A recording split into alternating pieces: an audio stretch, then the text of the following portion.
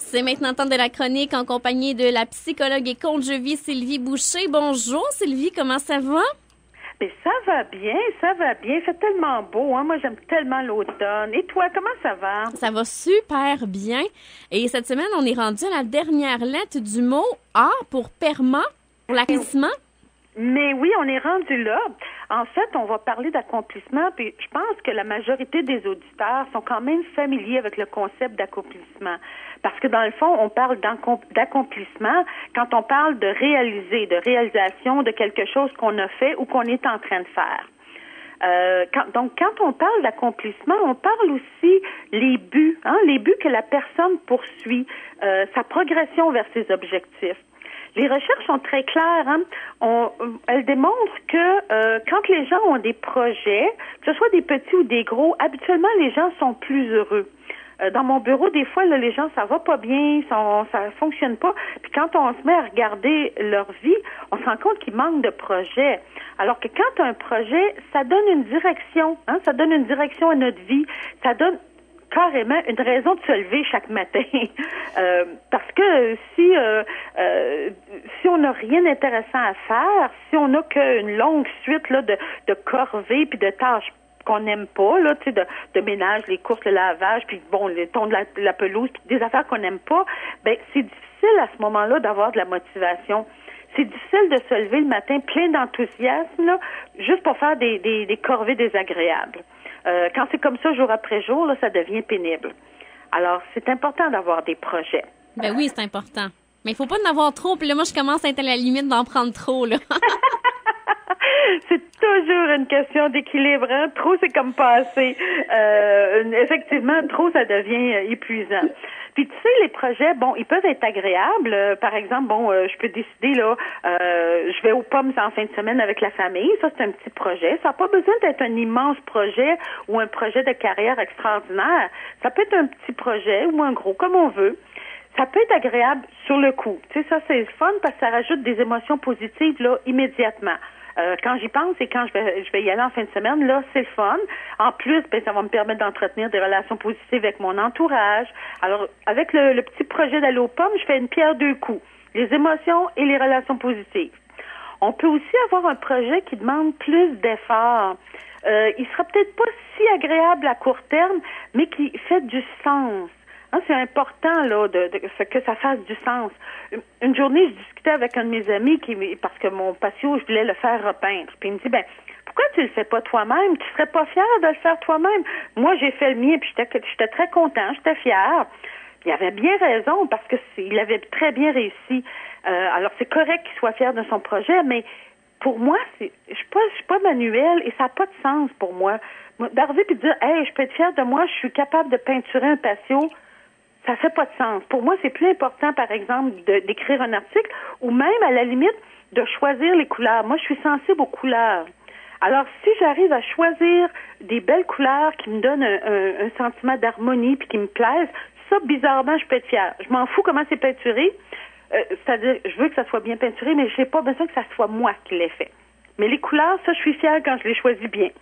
Alors, ça, c'est quelque chose qui a du sens. Comme je le disais, écrire un article, des fois, ça demande des efforts. Mais ça aussi, ça donne du sens. C'est intéressant pour moi.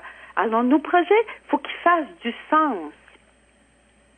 Tu vois, Émilie, c'est un petit peu ça, hein? Les différents éléments là du PERMA, le P pour émotion positive, le E pour engagement, le R pour relation positive, le M pour meaning, pour donner du sens.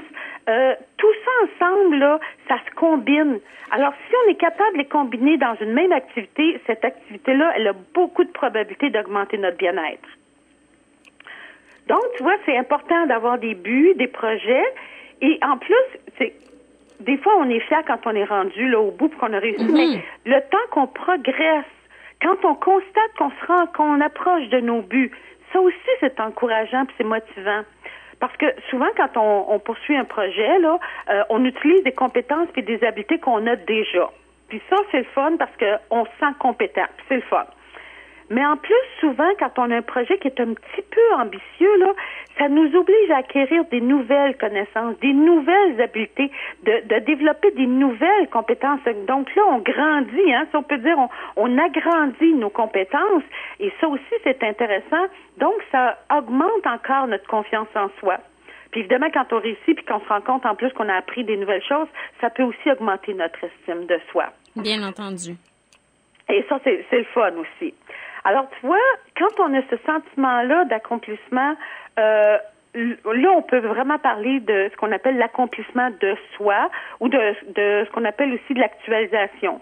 Je sais pas si tu as déjà entendu parler de la fameuse pyramide de Maslow. Le nom me dit quelque chose, mais je pourrais pas l'expliquer, là.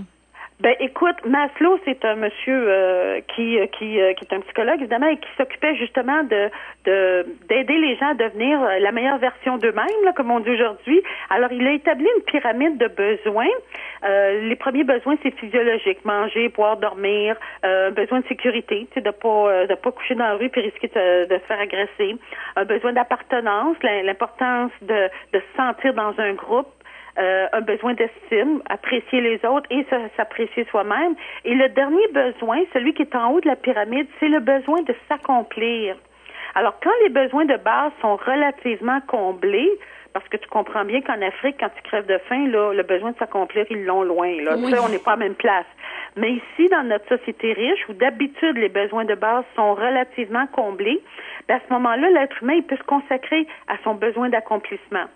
Mais pour avoir vraiment un sentiment d'accomplissement, tu sais, c'est pas juste comme c'est le fun, j'ai essuyé ma vaisselle. Oui, d'accord, c'est le fun, puis c'est très bien, là. Puis si c'était une tâche que j'étais pas capable de faire, ça se peut que ce soit un grand accomplissement. Mais dans le fond, c'est pas tellement la tâche et l'effort que ça me demande. Pour que j'aie un sentiment d'accomplissement, ça implique que je dois assumer mes responsabilités, c'est moi qui le fais. Faut que je m'engage vraiment dans un travail qui est soutenu. Faut que ça me demande un effort. Puis il faut que je vienne à bout de persévérer jusqu'à ce que je termine les tâches. Là, je vais avoir un vrai sentiment d'accomplissement. Sinon, c'est trop facile puis ça compte pas. Et un projet d'accomplissement peut être tellement différent d'une personne à l'autre. Un projet tout simple pour moi peut peut-être être un gigantesque projet d'accomplissement pour quelqu'un d'autre, là. Tout à fait. Tu sais, tantôt, je disais essuyer la vaisselle, mais on s'entend bien que pour un enfant que c'est la première fois qu'il essaie, c'est un immense accomplissement.